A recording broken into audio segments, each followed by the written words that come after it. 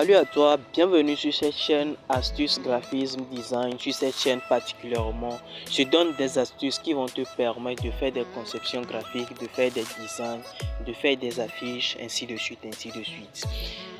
Je t'invite déjà à aller t'abonner sur cette chaîne, activer la cloche de notification pour ne manquer aucune de mes prochaines vidéos.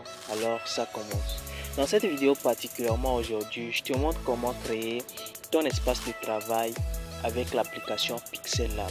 Si tu n'as pas encore cette application, je mettrai le lien dans la description. Tu auras téléchargé l'application sur Play Store, l'installer et l'ouvrir comme je le ferai bientôt. Nous voici sur l'interface de Pixel Lab. À défaut, ils nous ont déjà mis un format prérequis, un format qui a subi un pré-réglage de l'application elle-même.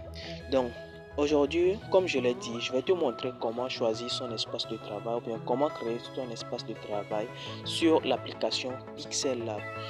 Alors, comment il faut commencer?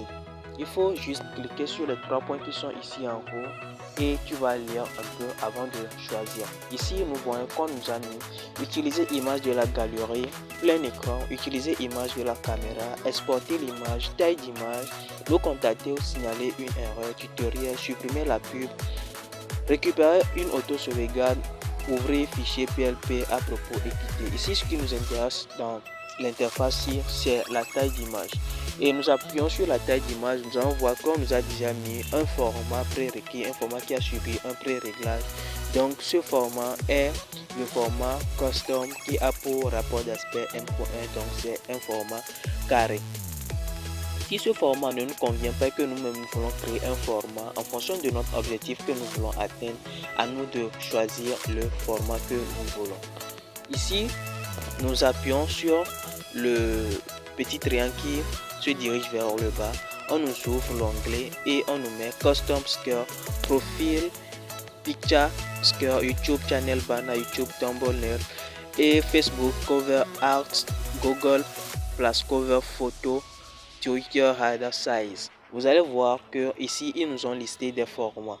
Donc si par exemple pour toi c'est de créer une bannière YouTube Channel Banner, tu as intérêt à cliquer là et tu vas voir que automatiquement on te fait le rapport d'aspect, on met le rapport d'aspect à ce niveau, on met le nom du pré-réglage ici, on met la hauteur, la largeur ici, on met la hauteur à ce niveau. Si ce format te convient, tu n'as que à valider. Si tu valides, tu vas voir que ils vont te mettre quoi, la version que tu as choisi, le format que tu as choisi. Mais si cela ne te convient toujours pas et que tu veux faire un réglage toi-même, choisis ton propre format en fonction de ce que tu veux faire. Là, tu vas faire comme suit. Tu cliques là, tu appuies sur taille d'image, tu viens ici, tu vois que ce que tu cherches, ça ne se trouve pas dans cette liste. Tu sors dedans et tu viens ici.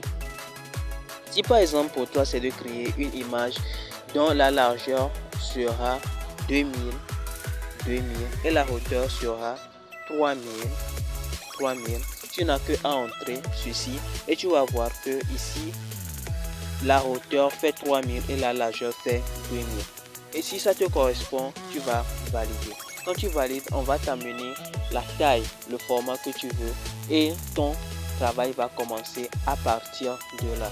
Donc vous allez voir que ici c'est 2000 et ici c'est 3000.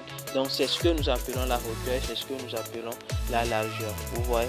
Donc si cette vidéo t'a plu, n'hésite pas à t'abonner à cette chaîne, activer la cloche de notification pour ne manquer aucune de mes prochaines vidéos. Car sur cette chaîne, je te montre gratuitement des astuces qui vont te permettre de faire des conceptions graphiques. À très bientôt pour une prochaine vidéo.